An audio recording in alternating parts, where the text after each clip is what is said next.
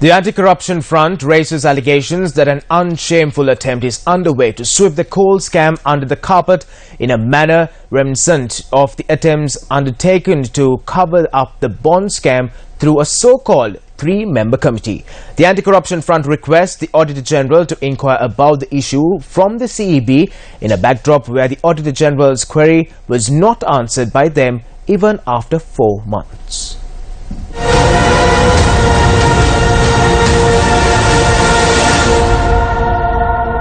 The Auditor General has asked the Ministry of Power and Renewable Energy to provide an explanation as to how a loss of 1.8 billion rupees was incurred when purchasing coal.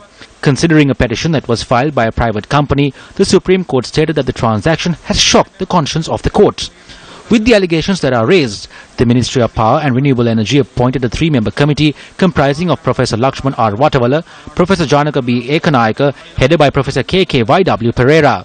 After providing appointment letters to the committee members, the minister also held a discussion with the Secretary to the Ministry of Power and Renewable Energy, Suren Bhattagoda.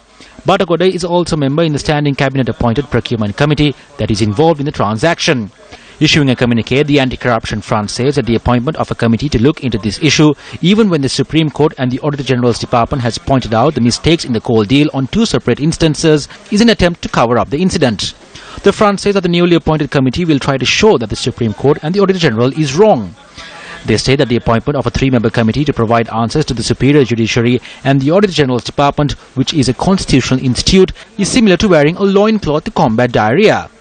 Meanwhile, Politburo member of the JVP and the convener of the Voice Against Corruption, Vasanta Samarasinghe, requested the Anti-Corruption Secretariat to commence an investigation into the alleged coal scam. This is a fraud that has been able to shock the conscience of the court. It is the job of the Cabinet and the CEB to enact the directions of the court. The minister and all officials who are involved in this transaction should be brought before the law and should be punished. The government has joined hands with the corrupt. Namal Rajapaksa is not in prison after spending his personal money.